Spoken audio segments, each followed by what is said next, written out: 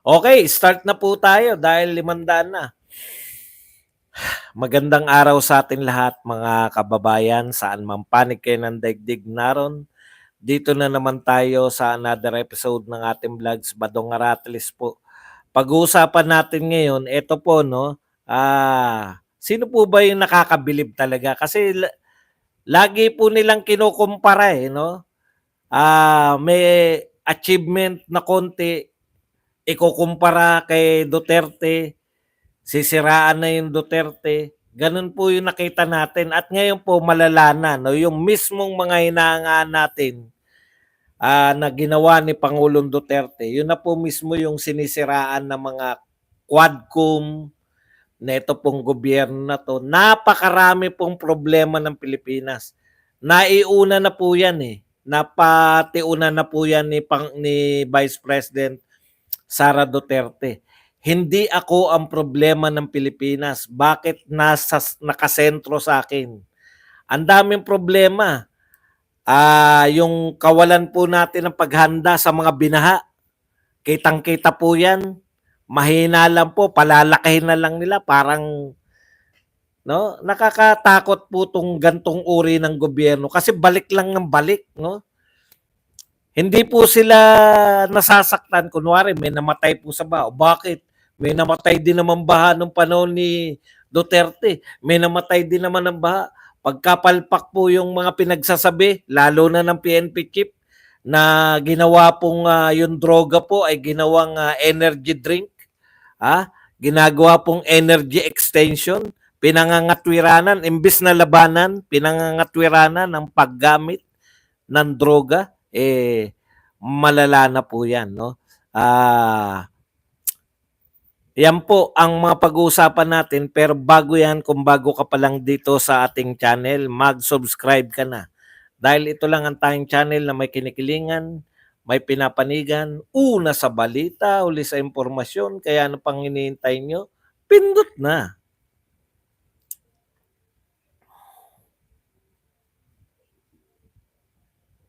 Okay. Alam niyo po, nakakasawa na po tong paninira, no? Sagutin naman talaga natin. At dito po sa pamagat natin, parang pinalalabas po nila na nakakabilib yung mga ginagawa ni Marcos ngayon, no? Kinukumpara po nila mas mataas yung krimen nung panahon ni Duterte na nagkukondak ng war on drugs. Isang piloso pong sagot sa mga pamimiloso po nyo. Natural, wala nang kriminal. Patay na kayo. Bakit hindi uunti yung krimen? Kayo na nga nagsabi. Di ba? Ilan yung napatay? Sangkatutak. Ilan yung potential na hindi gumawa ng krimen? Sangkatutak. Ilan po yung sumuko na drug addict sa Tokhang? 1.4 million ang pinakamataas ko po nakita. 1.4 million. Isang taon yata, hindi ko na malaman. Basta yun lang nakita ko. 1.4 million. Imaginein po ninyo. 1.4 million potential criminals ang naisalba natin nung panahon ni Duterte. Ngayon po, ilan po ang sumukong adik? Wala. Zero. Bakit po zero? Wala namang proyektong Tokhang eh. Anong susuko? Saan sila susuko? Wala pong proyektong Tokhang ngayon. No? Panay tokis lang ngayon. Ang sinasabi ngayon, hulihin natin yung droga. Magpapahuli ba yung droga? Nakakatawa, no? Nakakatawa. Pronouncement ni Barbers. Tignan po ninyo yung pronouncement ni Barbers.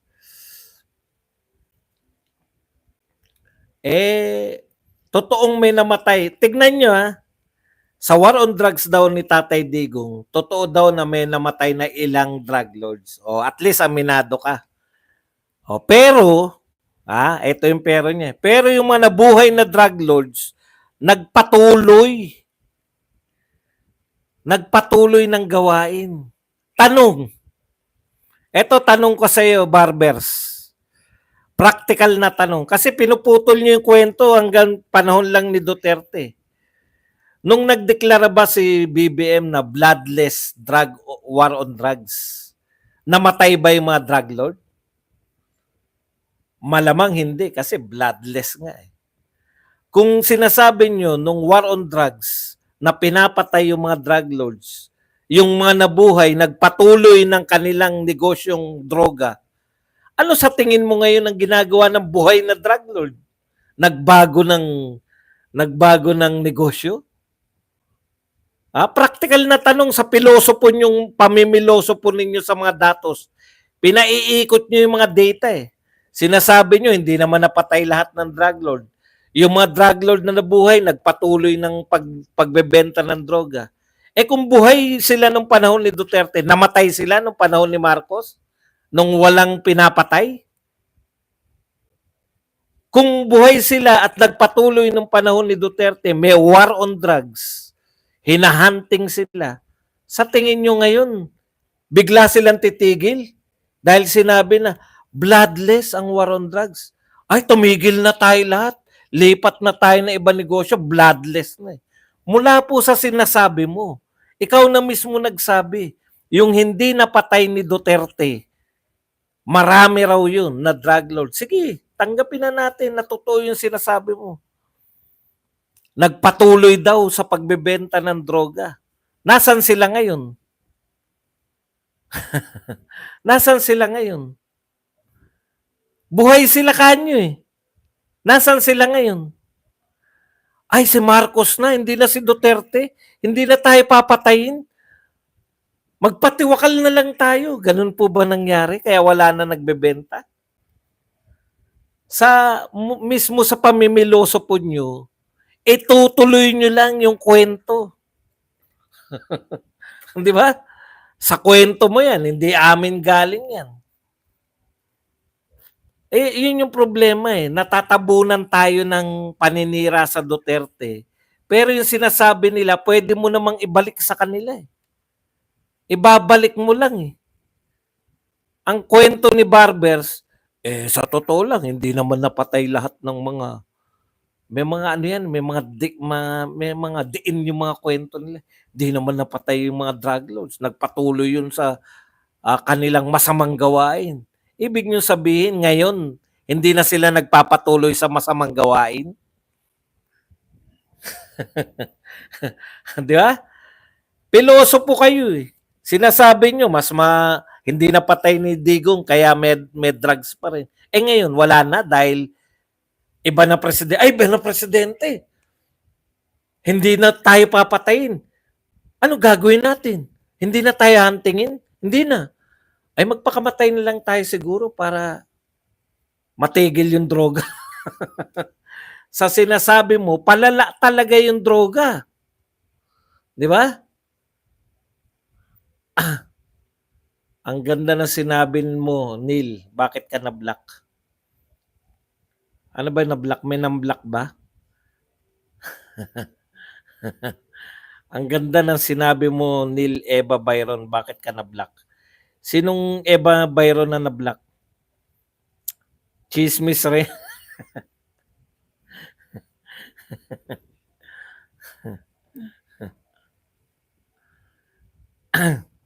Sa kalye na po. Tama po kayo. Sa kalye na po ngayon. Sa sari-sari store nga, pinauwi ng asawa. Doon ka na. Dito ka pa na gumagawa. Parang wala lang eh. Parang androgan na uli, balik na uli sa para naglalaro ka lang ng ng computer sa cellphone mo. Oh, bit narito ka pa, doon ka na sa bahay. Eh tatapusin ko muna 'to. Ngayon ngayon. 7 sa sige, magbasa po tayo ng mga latest. Ito po, mga sampal po sa pagkatao nyo to eh. Ito po, si Rich Imperial. Tignan nyo PhilHealth, kinuna ng 90 billion. Kinuna ng 90 billion.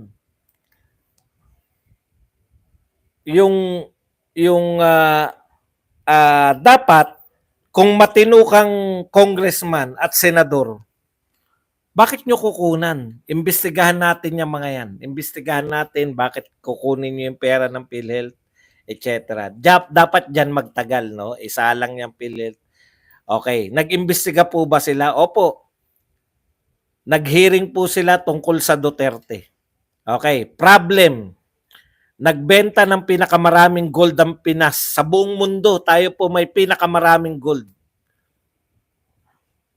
Dapat pong imbestigahan. Kasi para saan ba yung pag-iimbak ng ginto? At para saan, bakit mo binenta? Saan gagamitin yung saan gagamitin yung pinagbentahan ng ginto? Maganda pong isa lang sa hearing. Nag-hearing po ba? Opo, nag-hearing po tungkol sa mga Duterte. Both houses. Problema natin, hindi natin alam kung bakit tayo nagbenta, pinakamaraming binentang ginto. Hindi rin natin alam kung saan napunta yung pinagbentahan ng ginto. Ano po ang inimbestigahan? Duterte, both houses, Senate at House of Representatives. Duterte pinag-usapan. Narinig ba yung ginto? Hindi. Ano mo pakialam namin dyan sa ginto na yan? Kese hodang kung saan napunta yan at bakit nagbenta. May kaugnayan ba Duterte dyan? Wala. Kaya Duterte kami nakatutok. Problem. NAIA, worst airport ngayon sa buong mundo. Pinakamalala. No?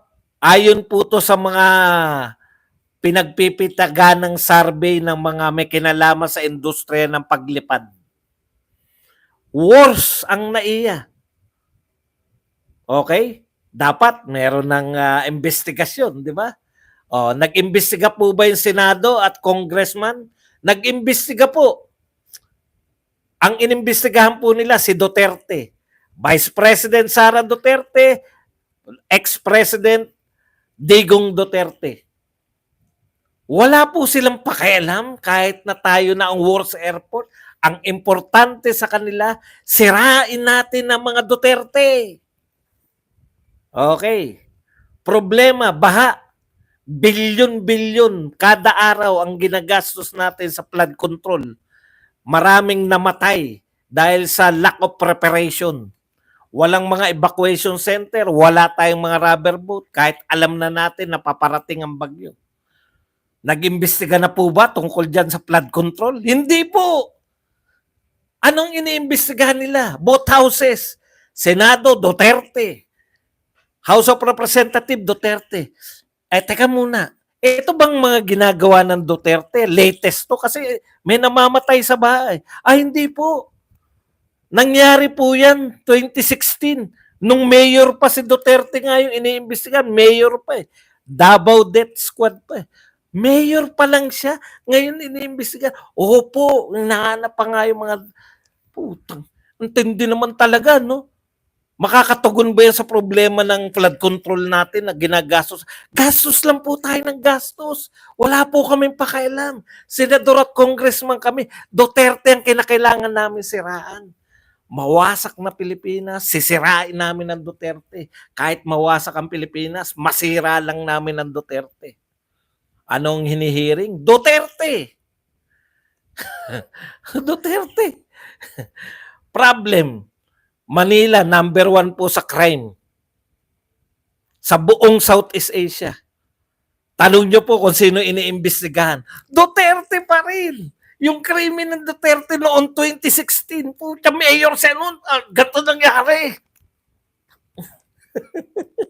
Nakakagigil, no? Problema po.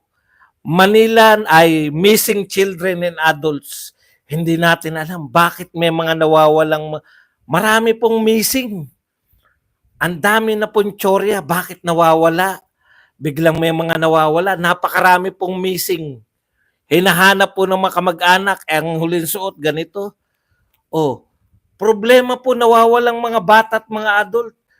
Duterte ang fokusan natin. Focus lang tayo. Focus. Duterte lang. Tanging Duterte lang. Focus tayo. Patuloy po ang pagtaas ng presyo ng bilihin. 64 pesos lang, mataas na. 64 pesos. Duterte lang tayo.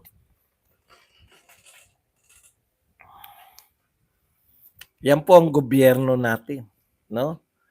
Lahat ng problema Duterte lang. Alam nyo, question eh.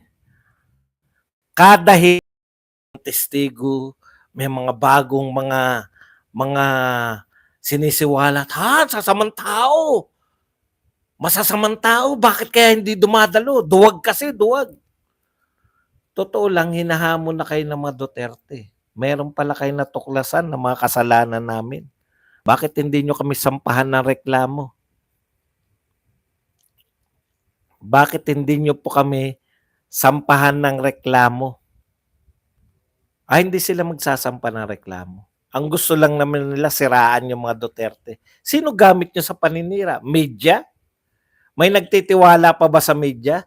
Parang Donald Trump at Kamala Harris lang yan. Majority ng media sa US, Kamala Harris, Kamala Harris, Kamala Harris. Akala ko nga, sa kanonood ko ng mga media, puta, yari si Duterte, yari si ano na to, yari si Donald Trump nito.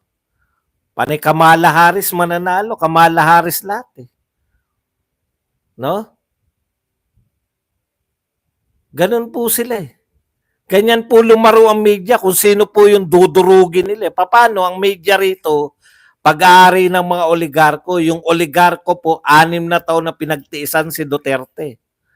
Ngayon na pagkakataon nila para wasakin si Duterte. Wala silang pakialam, mawasak man yung bansa nila. Anyways, may mga pera kami sa abroad eh. Naihanda na namin. May jet. May mga bumili pa nga ng jet. Oh. Tatakas na. Alam niyo sukatan yan, pag nanalo po si Abante at saka si Dan Fernandez sa 2025 election, kasi dyan sa kanila mas galit yung mga supporter dahil sila yung pinaka mga walang hiya dito sa Kongreso. Pinaka-direktang kinagagalitan eh. Pag nanalo po si Dan Fernandez at si Abante, mag-ayawan na tayo sa ano. Wag na po kayong tumutol sa mga ginagawa ni BBM. Pag pinanalo nyo po yung mga senador ni BBM, para saan pa yung mga panawagan nyo ng kung ano-ano? Tigilan na natin yan lahat. So, suportahan namin, alam na namin na konti na lang ang suporta ng Duterte. Hindi na kami magano. Kanya-kanya na lang tayong buhay. Kasi angal tayo ng angal eh. Angal tayo ng angal na kinukuha yung 90 billion na budget. Kinukuha yung ating pinamimigay yung pera natin sa ayuda. Marami binubulsa. Kahit walang flood control program, budget ng budget. Kahit walang project o may project man, sablay, na-overwhelm. Oo nga naman, bakit ka nga naman magpapatayo ng flood control program na hindi ma-overwhelm, di ba? Dapat yun na-overwhelm para may baha pa rin. Imagine niyo pag nawala na ng baha, bakit pa pupondohan? Wala na tayong baha. Habang may baha, popondohan. Tingnan po ninyo. Ito po ang pronouncement. Sa kabila po ng lahat, ito po ang pronouncement ng may control ng budget. Si Martin Romualdez. Ito po. Bagong-bago po to, ngayon lang mainit. Hindi na dapat maulit pa ang trahedya na ganap noong panahon ng Yolanda. Gaano man kalakas ang bagyong darating, dapat nating siguraduhin na nakahanda ang ating mga kababayan. We must be vigilant against climate change to protect our people from falling victim to such tragedies. Hindi nyo pa ba alam yung climate change? Ano po ibig mo sabihin? Budgetan na uli natin yung anti-climate change program? Panibagong budget na naman! Hindi na kayo na ano. Budget na naman yan. Nakahanap na naman kayo. Flood control program budget. Wala nang katapusan yung pagbabudget nyo. Budget. Anong ina-announce ni Marcos ngayon? Wala na raw budget. Wala nang budget. Ilang bagyo pa lang yung, dalawa pa lang yung binaha tayo, Christine at Karina. Karina ba yun? Dalawang bagyo pa lang yung malakas-lakas. Wala nang budget. Pamudmud kasi kayo ng pamudmud sa bulsa nyo.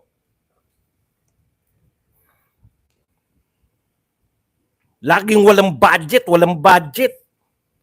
Tapos ito naman daw, climate change na ang pinoproblema nyo. Bawiin na yung mga flood control project, hindi naman pala nakakatugon. Di po ba? Masyado kayong mainit sa mga ilan milyon yung sinasabi. Dito po, billion per day. Walang nahihita. Sabi ko nga dyan sa pamagat, no? Ay sa may aking nagbabudget tayo ng flood control project na ayaw nyong imbestigahan man lang kung nasaan. Wala nakakaalam eh. Kaya nga invincible eh. Invisible eh. Yung sinasabi na andyan lang yan, na-overwhelm. Na-overwhelm. Climate change. Kaya nyo bang pigilan yung climate change? Pero dapat hindi kayo dapat ganito na lang. Budget na lang sa paglilinis ng ilog, budget na lang sa paglilinis ng basura, hindi na yung flood control kasi wala rin eh. Para saan po yung flood control?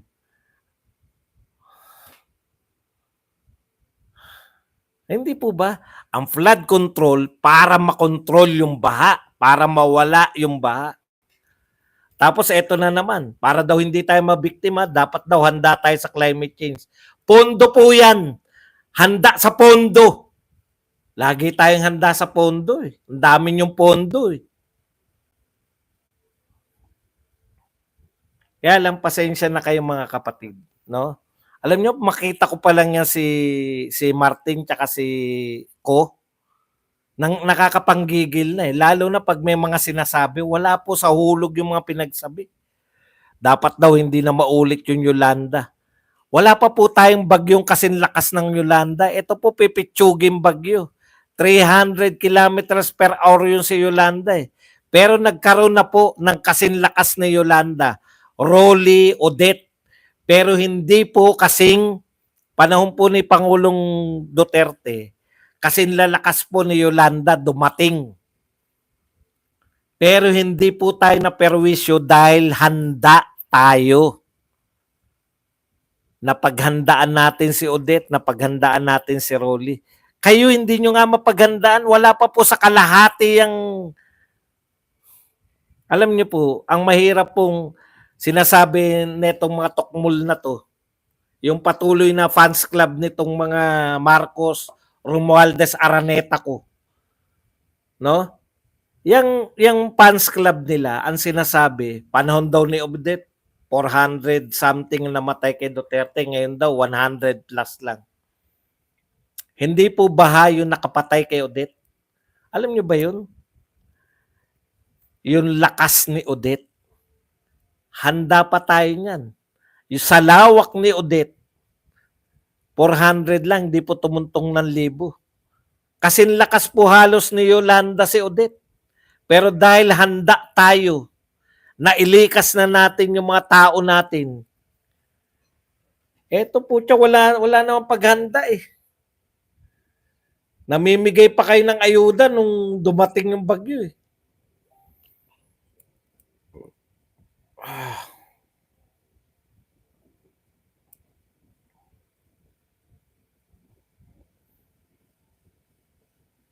Kaya nga po eh, tayo masusukat din naman natin kung pati yung mga Duterte supporters ay makikita nga rin. Pag nanalo pa rin yung mga Marcos, wag na po tayong umasa na mababaliktad pa yung sitwasyon kasi, di ba? Niloloko lang natin sarili natin, tutol kayo ng tutol. Mataas ang presyo, nakesyo yung pera sa PhilHealth, tapos pagdating ng eleksyon, hindi ko iboboto si Ipe. Artista to. Hindi ko iboboto to si Bato.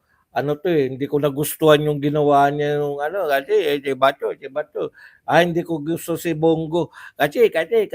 Hindi ko gusto to si Bagito pa to, si Hinlo, si yung isa pa. Ayoko nito, masyadong bata pa 'to si Attorney Jimmy Bundok. Ayoko kay Chavit Singson kasi may kinalaman yan sa mga wedding. Ayoko rito kay Apollo Kibuloy kasi lahat hindi nyo binoto. Pero yung mga solid na Marcos, putya, artista, nasa kanila. Boksengero, mga dating mga kung ano-ano mga pinaggagawa sa buhay, iboboto nila yun. Walang alinlangan. Dito sa atin, mga vlogger ng Duterte, ang gagaling masyado magsuri. Pati mga Duterte na na-endorse, Duterte na senador, sinasabihan pa rin nila yung mga followers nila na mga Duterte ha.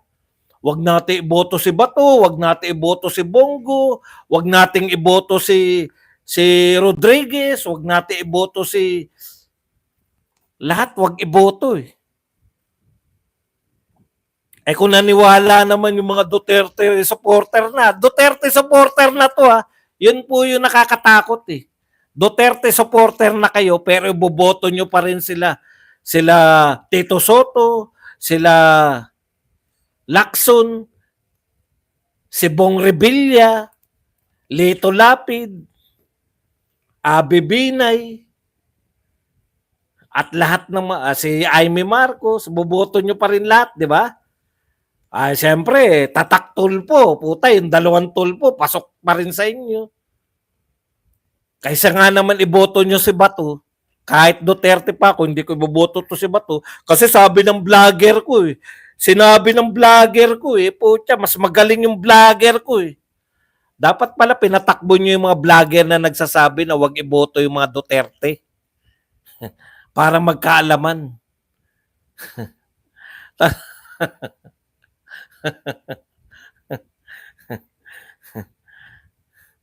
Wala, kaya marami tayo eh. 'Di ba? Si Marcoleta, buti wala naninira kay Marcoleta. Lahat sumusuporta kay Marcoleta. Pag naging number 1 si Marcoleta, antuwa ko lang eh. Durog-durog ang mga, ewan ko kung ano madudurog pa sa inyo.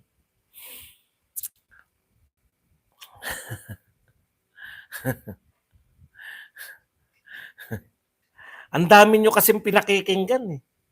Masyadong maraming, Duterte lang po pakinggan nyo, tapos.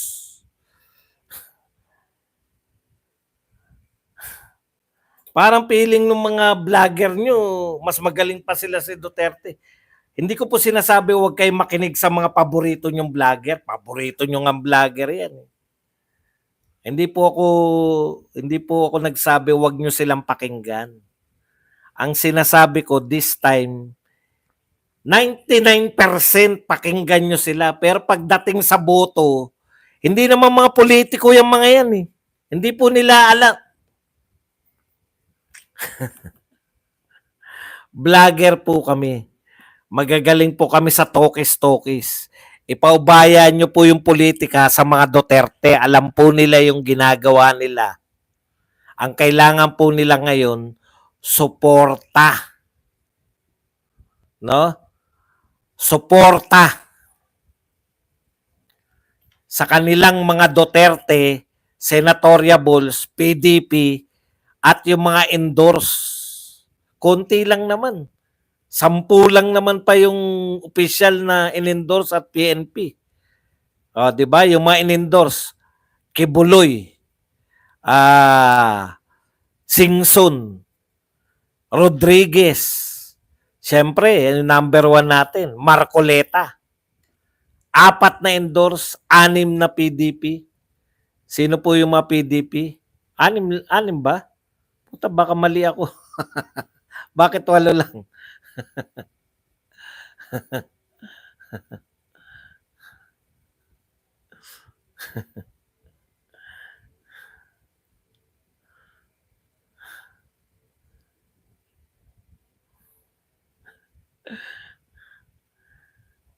Nakakabwisit po kasi pag nakikita nyo po kung paano binabanatan si Duterte. 6 na PDP, di ba? Si Ipe, Bato, Go, si Jimmy Bondok, si Hinlo, tsaka yung lagi ko nakakalimutan anong pangalan. Anong pangalan ng isa? Lambino. O, yun lang naman eh. Huwag nyo nang ano po yung ano, huwag nyo nang ipagpilitan na bumoto kami sa mga tao ni Marcos. Doon kayo nasisira eh. Huwag nyo na rin po siraan yung mga Duterte endorse. Okay, hindi ko po sinisiraan yung inyong mga vlogger. No, hindi ko po alam kung bakit po nila patuloy na sinisiraan yung mga Duterte supporter ng mga senador. Sila, alam niyo po, nagbaliktaran na lahat eh. Bumaliktad na po lahat sa mga Duterte. Yung ba namang natira sa mga Duterte, pagdududahan nyo pa?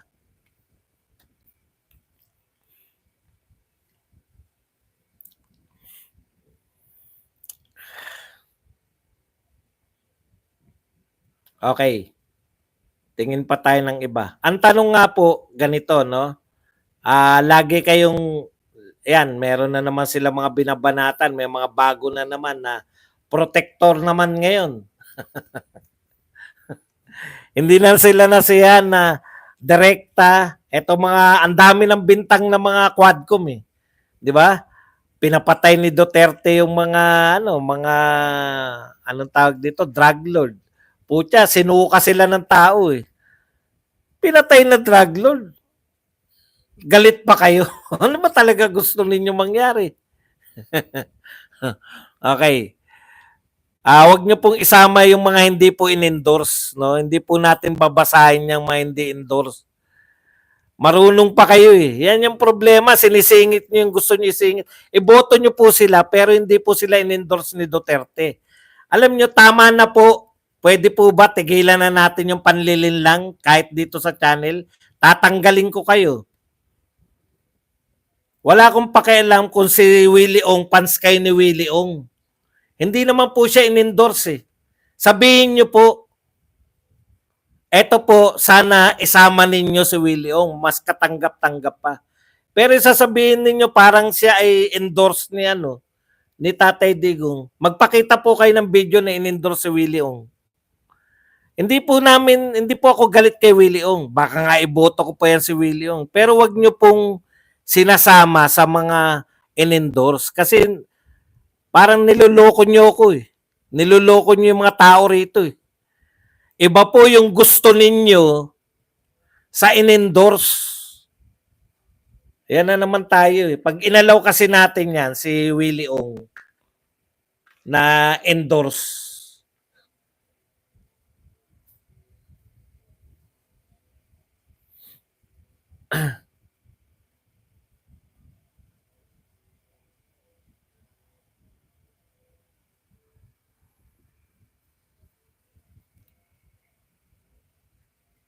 Kung sino lang po, no, hindi po, wala kayong makikitang video na in-endorse niya eh.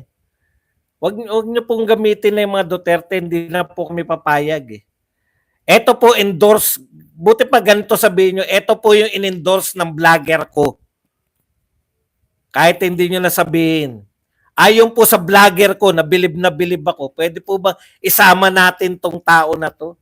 Para tapatan na yan po ay hindi endorse ni Tatay Digong. Kung hindi, in-endorse yan ng paborito nyong vlogger.